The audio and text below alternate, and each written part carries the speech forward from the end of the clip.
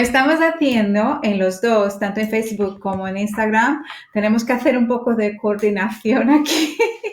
Buenas tardes a todos. Buenas tardes, amigos. Muchas gracias por todos que se interesan para oír un poquito sobre esto. Y estamos súper contentos porque muchos nos habéis enviado algún mensajito y muchos que sé que están viendo por los números. Y quería deciros que estoy muy animada porque Hechos es uno de mis libros favoritos de verdad. Hemos hecho este estudio hace un tiempo, varios años, también con un grupo de personas y aprendí un montón y me inspiré mucho para mi vida cristiana porque son unas cosas, ejemplos tremendos. Es como el inicio de todo esta nueva era que es la iglesia de Cristo, ¿no? Ahí empieza todo, es como Génesis, empieza la creación del mundo y ahora llegamos a Hechos y reempieza todo ya con Jesús, con las enseñanzas de Jesús, el ejemplo de Jesús y la tremenda influencia y transformación que hubo en la vida de los discípulos. Entonces, esto vamos a ver, qué cosas el poder de Dios puede hacer en nuestras vidas, porque lo que hizo con ellos entonces puede hacer con nosotros hoy. Y esta es mi inspiración mayor. Yo quiero ser más como los discípulos. Así que os invitamos a seguir. Estamos aquí los martes y viernes. De momento, a lo mejor cambiamos en el futuro, pero de momento, como estamos todos en casa, tanto martes como viernes está bien. Así que os invitamos los martes y viernes a estar aquí con nosotros 20 minutitos. Por ser 20 minutos, ya paso la palabra a Dwight y que él nos cuente. Pues como dijo Mara, el libro de Hechos es un libro fascinante. Me imagino quizás algunos lo habéis leído, otros quizás no. Pero lo que queremos hacer, y bueno, desde un punto de vista, no desde un erudito, porque no lo soy, pero desde manera de mirar las escrituras. Hoy, por ejemplo, vamos a mirar solamente un pequeño pasaje porque hay tanto para hablar, pero desde una manera que nosotros lo podamos, ¿no? Porque creemos que la Biblia es un guía dado por Dios a nosotros para que lo entendamos. Que la Biblia habla sola, nosotros solo vamos a guiar un poquito, la Biblia habla por sí sola. Exacto. Así que pues el libro de Hechos es como alguien lo describió como el inicio, el arranque de un gran ejército. Y entonces, y nosotros, y una cosa que para los que sabéis, como el libro de Hechos termina con 28 capítulos y termina en una manera muy rara de que como encontramos a Pablo todavía encarcelado en Roma, y ahí termina. Muy abierto. Sí, y entonces como cuando estamos escuchando una canción en el tocadiscos antiguos, ¿no? Y alguien enseguida, antes del final de la canción, levanta la aguja y hoy termina todo, ¿no? Pues es un poco como el libro de Hechos. Lo que nos damos, y quizás por providencia, para que Dios hiciera hincapié de que Hechos no terminan. Nosotros configuramos parte de capítulo 29. Capítulo 29 continúa en el futuro, ¿no? Así que, pues, vamos hacia el capítulo 1. Igual hoy solamente vamos a llegar a los primeros 3 versículos porque hay tanto, ¿no? Vamos a abarcar más terreno en otros episodios, ¿no? Pero empiezo a leer que dice, en el primer tratado, oh Teófilo, sus palabras de Lucas, del médico, hablé acerca de todas las cosas que Jesús comenzó a hacer y a enseñar. Nos recordamos que al inicio del Evangelio de Lucas, que Lucas explicó que era parte, en el original, Lucas y Hechos era una sola carta, un solo documento. Era a continuación. Y al principio, en Lucas capítulo 1, lo podéis leer de que el propósito Teófilo se cree que era un amigo no creyente de Lucas, que era igual un noble. Y Lucas, inspirado por el Espíritu Santo, no solamente escribió para Teófilo, sino para claro, para todos nosotros, para enseñarle acerca de quién era Jesús.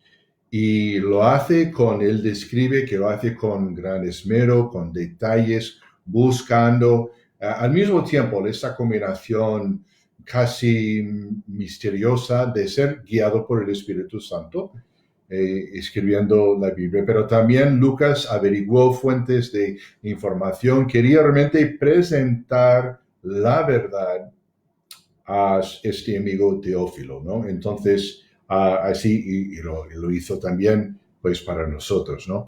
Versículo 2, hasta el día en que fue recibido arriba, después de haber dado mandamientos por el Espíritu Santo a los apóstoles que había escogido, a quienes también después de haber padecido, se presentó vivo con muchas pruebas indubitables, apareciéndoseles durante 40 días y hablándoles acerca del reino de Dios.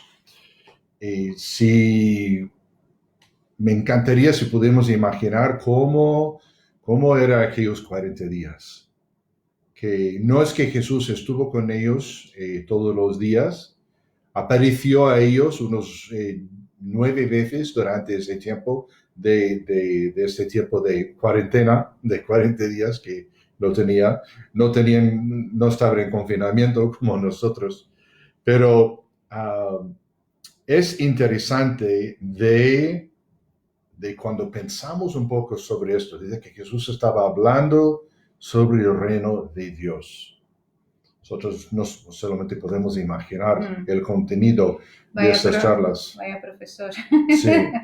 Y luego, pues, de presentar como pruebas indubitables para los extranjeros, pues eso es una palabra nueva para nosotros, es una palabra grande, indubitable. Yo, pues, tuvimos que practicar un poco. No creo que haya escuchado esa palabra quizás es una palabra arcaica, pero unos sinónimos para indubitable es indudable, claro, innegable, incuestionable, contundente, inequívoco, cierto, seguro, evidente, ¿no? Así que, pues, esos son sinónimos, ¿no? Para esta palabra indubitable. Hay unos 42 referencias a la resurrección de Jesucristo encontradas en el Nuevo Testamento. 42, Jesús hablaba de eso mucho. Y también luego, después, pues Pablo y otros escritores, pues también hicieron referencia hacia atrás, pues, de la resurrección. Jesús hablaba 42 veces. Sí, exacto, sí. Entonces, y claro, Jesús aquí para hacer una distinción. Jesús, sabemos que en la Biblia, en tanto, pues que Jesús no era el primero para resucitar de la muerte. Jesús había sanado a diferentes personas, pues la viuda del hijo de Sarepa, Lázaro, que habíamos hablado, la hija de Jairo y otros, ¿no? Entonces, ¿para qué adherimos la diferencia? Pues hay mucha diferencia, claro. Que eso lo demás se resucitaron por el poder de Dios, o sea, por un poder ajeno de ellos. Y también esto de esos, claro, se resucitaron para luego morir de nuevo. Hasta Lázaro y todo más, pues en un día, pues volvieron a tener una muerte física. Pero Jesús, siendo Dios, se resucitó de la muerte, pues por su propio poder. Dijo él en una ocasión, yo tengo el poder para poner mi vida y tengo el poder para tomarla de vuelta, de nuevo. Y además, pues entonces, y Jesús, claro, que Jesús resucitó para siempre. Está vivo, está a la diestra del Padre en el cielo. Entonces, para explicar algunas diferencias, ¿no? Hay varias ocasiones que Jesús apareció a los demás. Solamente para leeros una lista. No hay tiempo en esos 15, 20 minutos para hablar de todos, pero Pues en primer, pues se apareció a María Magdalena pues, en la sepultura. Luego a los 2 discípulos en el camino a Emaús. A los 10, a los discípulos, que ya eran 11, que Judas se había ido, pues pero un tiempo apareció a los 10, Tomás no estaba presente. Y luego nos recordamos que Tomás dijo, pues yo no creo y hasta que yo veo en persona, hasta que yo pongo mis dedos en los agujeros de sus manos y en el agujero de su costado, pues no creo. Pero luego sabemos que como una semana después, Jesús apareció a los 11 y esa vez Tomás siendo presente con ellos. Luego apareció en otra ocasión, poco después, a 7 de los discípulos en el mar de Galilea. Estaban ahí pescando y vieron a alguien en la playa y les daba direcciones de tirar la red en otro lado. Y entonces, y luego se enteraron que era Jesús estaba haciéndoles una barbacoa en la orilla del mar de Galilea. Luego, después, apareció a todos los apóstoles. Luego, nos dicen los evangelios que apareció a 500 hermanos a la vez en un monte de Galilea. 500 personas en un tiempo le vieron. Luego apareció a Santiago, solamente a Santiago. Luego a todos de nuevo en la ascensión cuando volvió al cielo. Luego sabemos que apareció pues a Pablo en el camino a Damasco y apareció otras veces a Pablo también durante su ministerio. Y luego por fin pues apareció a Juan el apóstol en la isla de Patmos. No puede que haya alguna otra apariencia de que no hay aparición que no he incluido pues aquí en esta lista. Pero luego nos da pruebas contundentes. Ahora, ¿sabe de esas apariencias de que Jesús, o sea, eran pues un día luego esperaba varios días o quizás una semana para aparecerse de nuevo? Y pruebas contundentes que Jesús estaba comiendo y bebiendo con los discípulos. O sea que hablando en plan informal, demostrando sus manos, sus pies, su costado, también sus llagas de la crucifixión. Prueba que no solamente de su resurrección, sino que resucitó con el mismo cuerpo. Interesante. Los discípulos le pudieron tocarle, palparle, y para que no era fantasma, no comió entre ellos y tal, cosas que un fantasma no puedes tocar, un fantasma no come, no bebe. Entonces, y interesante que les apareció en varias ocasiones en un periodo de esos 40 días, no solamente una vez, sino varias veces. Tuvieron tiempo ellos. No era como que algunos de los argumentos, que vamos luego a hablar de algunos argumentos en toda la historia de la iglesia, han habido varios y siguen habiendo, siguen habiendo teorías, argumentos intentando a comprobar de que no, la resurrección no sucedió, hay teorías que esto, aquello y tal. Y una de esas teorías es que vamos luego a hablar de alguna de ellas en el tiempo que nos queda, pero una es que los discípulos que estaban alucinando. Bueno, se puede 1 o 2 personas, claro, tener una alucinación, pero 11, 500 personas. 500 personas.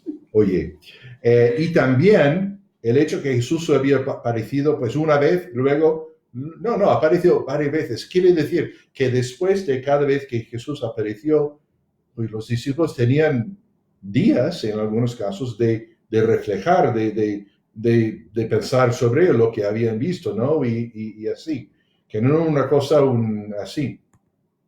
Entonces, argumentos, ¿no? Después que María Magdalena dejó la tumba, no hay evidencia que algún creyente haya regresado a ella, a la tumba. Además, no hay evidencia bíblica que alguno de los enemigos de Jesús haya visitado la tumba. Sus enemigos no fueron porque también temían que estuviera vacía, de verdad. Y los amigos de Jesús no regresaron a la tumba porque sabían que estaba vacía. Pero es importante recordar que era lo más importante, lo más convincente para los discípulos. No era no necesariamente que la tumba estaba vacía, claro, eso era, pero sino que habían visto al Señor. Eran las cosas, pero lo más importante, que ellos habían visto al Señor con sus propios ojos, habían palpado, habían tocado. Entonces, bueno, hay diferentes, como de muchas historias, y quizás podemos proveer una lista de estas, ¿no? En diferentes maneras, porque realmente se han escrito libros sobre todo este tema, de comprobando que cada teoría que se ha lanzado, que se ha propuesto en contra de la resurrección de Jesucristo, se ha sido desmentido, que ha sido, pues, encontrado ser unas teorías falsas, ¿no? Entonces, una es que Jesús no realmente no murió, sino que desmayó. Y luego, una vez en la tumba, pues se recuperó.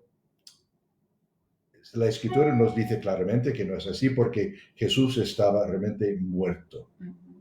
Los romanos eran expertos en la crucifixión, eran expertos.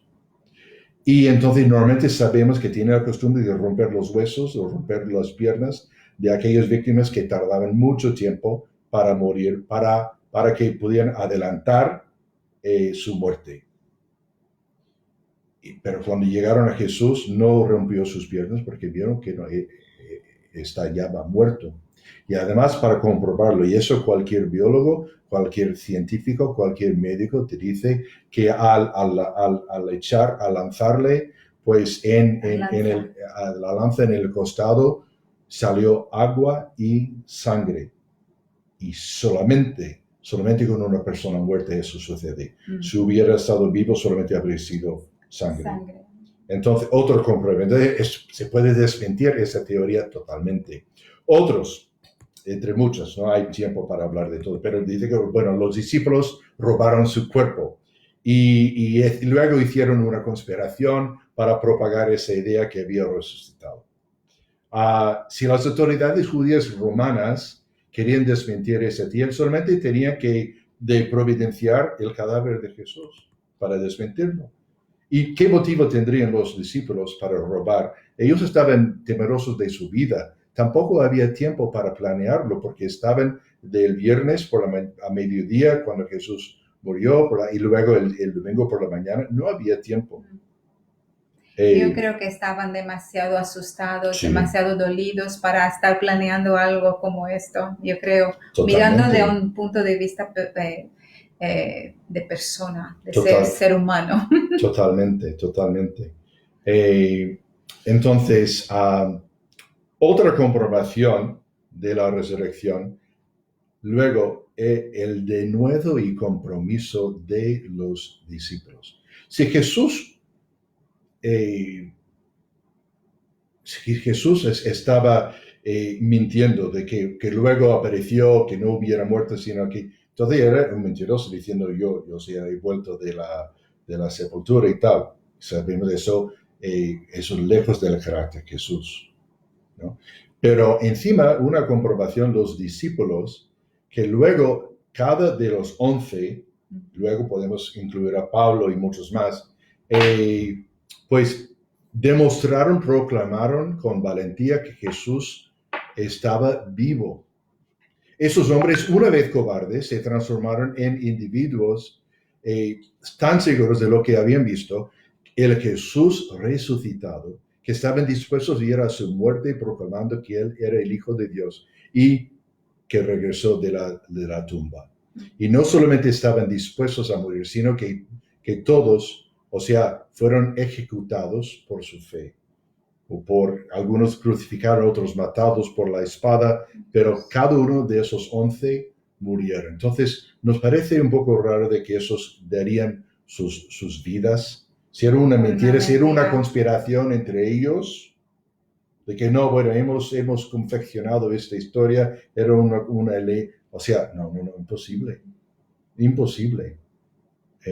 Y además, podríamos hacernos una pregunta sabemos cuando ya lo vamos a leer en el libro de Hechos, de que los discípulos, ¿quién les dio de los milagros que hicieron y tal? ¿Quién les habría, si Jesús no hubiera resucitado de la sepultura, quién les habría dado este poder para hacer los milagros? Es otra cosa. Um, Otra cosa, que hay otro argumento de que la teoría que la historia de Jesús, de su resurrección, había sido una especie de leyenda y luego con el tiempo fue una historia embellecida. También falso, totalmente, porque en algún momento durante las visitas de Pablo a los líderes cristianos y su entrenamiento inicial en la fe cristiana, a Pablo se le enseñó un credo, una declaración de creencia que la iglesia cristiana ya estaba utilizando para declarar su creencia en la resurrección de Cristo. Como lo sabemos porque se encuentra en 1 Corintios, lo voy a leer. Dice Pablo, porque primeramente os he enseñado lo que asimismo recibí, que Cristo murió por nuestros pecados, conforme a las Escrituras, y que fue sepultado y que resucitó el tercer día, conforme a las Escrituras, y que apareció a Cefas y después a los 12, y después apareció a más de 500 hermanos a la vez, los cuales muchos viven aún y otros ya duermen. Después apareció a Jacobo, después a todos los apóstoles, y el último de todos, como a un abortivo, me apareció a mí. Wow. Pero tenemos que ver algo aquí. Esto de todos los argumentos, que hay muchos y muchos más que tenemos en sesión, pero eso para mí es uno de los más contundentes, de todos son contundentes, todos son indubitables, pero que cuando, o sea, cuando Pablo recibió su entrenamiento, su discipulado, la iglesia cristiana ya estaba enseñando que Jesús murió por los pecados, que fue enterrado y resucitó entre los muertos. Y ese es el credo que Pablo recibió y transmitió. Y eso no fue 100 años después, ni 50 años, ni incluso 30 años después de la muerte de Cristo, porque algunos dicen, bueno, sí, pero luego un siglo después, las evidencias de los evangelios fueron escritos 100 años más. Hay muchas teorías, muchos argumentos, que todos falsas. Pero este credo que escribió Pablo fue solamente lo que había llegado a él, pero fue solamente de 2 a 5 años después de su muerte. Y los expertos dijeron que eso es demasiado rápido para que una leyenda se haya desarrollado y borrado el núcleo de la verdad histórica. Vemos que no había tiempo para embellecer una leyenda así. Y además, leyendas no producen una tumba vacía. Y no producen vidas transformadas tampoco. Exacto. Entonces, bueno, para ir terminando, si Jesús resucitó de la muerte, quiere decir, creo yo, que debemos nosotros prestar atención a cada palabra suya y obedecerlas, porque Él tiene autoridad. Con todo respeto a las demás religiones, se puede hacer esta pregunta de los otros, de Buda, de Muhammad, de Confucius, etcétera, etcétera. ¿Dónde están sus sepulturas? ¿Dónde están sus cuerpos?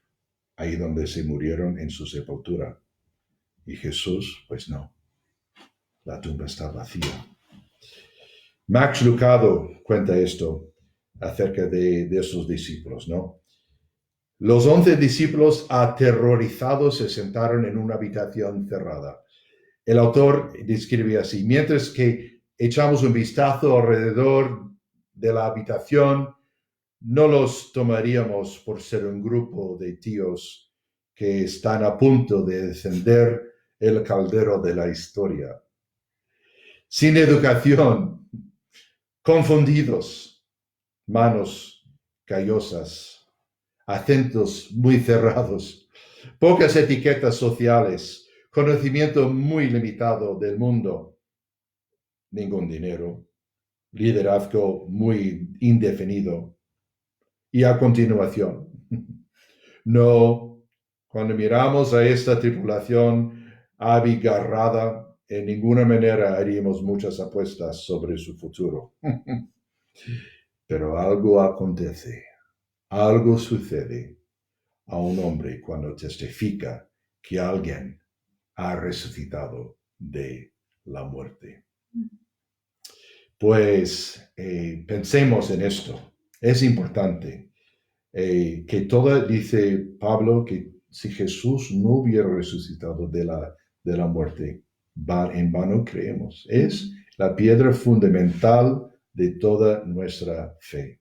Que Jesús resucitó y dio pruebas indubitables. Vamos a orar así para terminar este tiempo y gracias por estar con nosotros en esta tarde.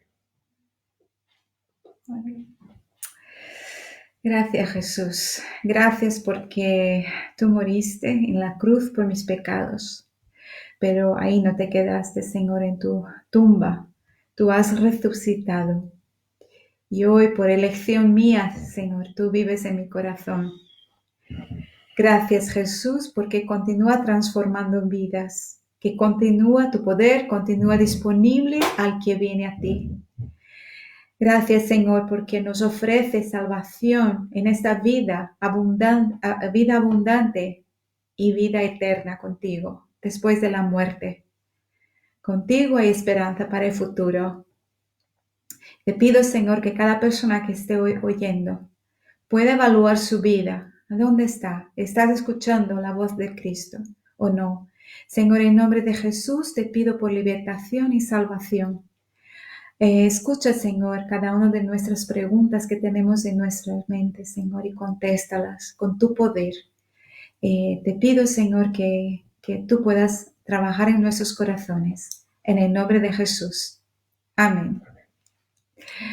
Pues ahí nos veremos el martes que viene. Continúa. Este libro es muy emocionante. Por favor, no dejéis de pasar por aquí y escucharlo, ¿vale? Hasta luego y gracias por estar ahí con nosotros. Buen fin de. Buen fin de. Finalizamos aquí y ahora aquí. Aquí es diferente.